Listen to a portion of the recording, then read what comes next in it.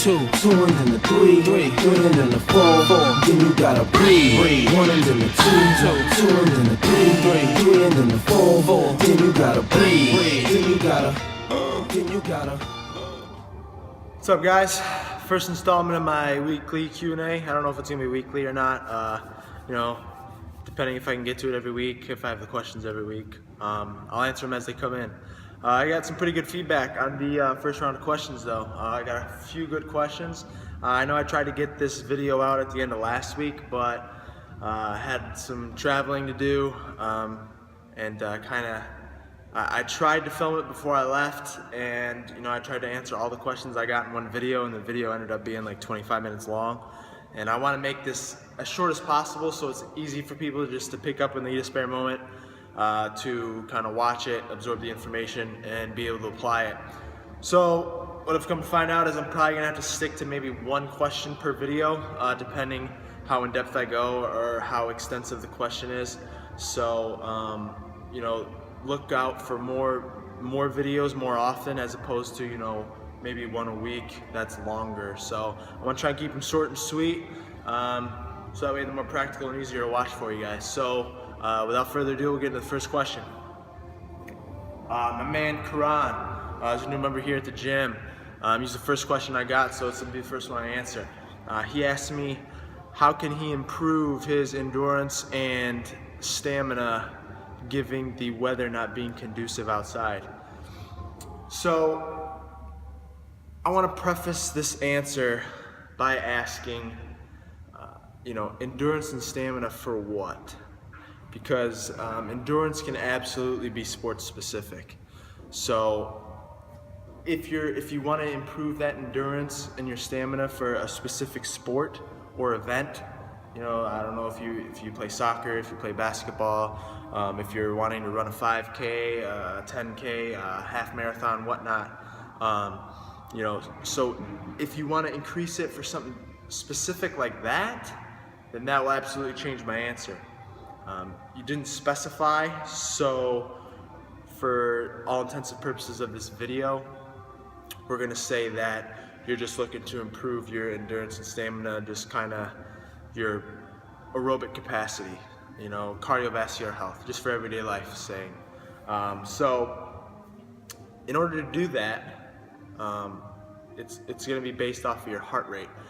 Now, like I said, if you're looking to improve it for a specific sport or event, you have to get back to me and ask me and give me more details, and then I can, more specifically answer your question if that's kind of what you're looking for. But just to improve your overall cardiovascular health, aerobic capacity, it's going to be based off your heart rate for the most part. Simplest way to answer this. So you can go on Amazon, you can go on the internet, whatever. You can get a decent quality heart rate monitor for $50-$60. I think I got one, $60. Does everything you needed to do. Does everything I needed to do. And what you're gonna do is you're gonna put it on when you get ready to work out, and you're gonna monitor your heart rate. So it's different for everybody. There's different formulas you can figure out, but you want it to be around 70 to 80% of your max heart rate. And what you're gonna do is you're gonna get your heart rate up into that 70 to 80%, and you're gonna sustain that anywhere from 45 minutes up to 90 minutes. Like I said, kind of depending on your goals, what you're looking to do. The question was kind of vague, so you'll have to hit me up with more details, but if you can do this is a great start. So you want to get that heart rate up to that 70-80%, and you want to sustain that for anywhere from 45 to 90 minutes. You can even go longer than 90 minutes, but that's when a lot of things start happening to your body, and you have to start to kind of refuel yourself when you start to get around that 90-minute mark. So like I said, it's all dependent on your goals. But the weather not being conducive outside, obviously I'm sure you're probably thinking about just going out and running, which absolutely, running is great. Running is a great exercise. Not only will it get your heart rate up and everything, but it's also very transferable to not only everyday life, but just about any sport you can think of. So, but like I said, it's based off your heart rate, so you don't have to run. If you don't have access to like gym equipment, like treadmills, ellipticals, and stuff like that, you can do a circuit in your living room. to get your heart rate up. I mean, you can do jumping jacks in one place for 20 minutes and your heart rate will go through the roof. Obviously, that's not the most exciting thing to do, but like I said, if you really want to get this done, you'll find a way to do it. But the easiest way I can think of, I mean, you can just perform a simple circuit over and over and over again to get that heart rate up. So, for example, I mean, you could be at home with no equipment whatsoever. Take 5 exercises. We'll take 30 seconds of mountain climbers, 30 seconds of frog hops, 30 seconds of sit-ups, 30 seconds of jumping jacks, and 30 seconds of running in place. It's 5 simple exercises. 30 seconds apiece, one after the other. No rest in between them. You perform them and you take a look at that heart rate monitor. When you get into that zone, you want to sustain in that zone, so you keep on going.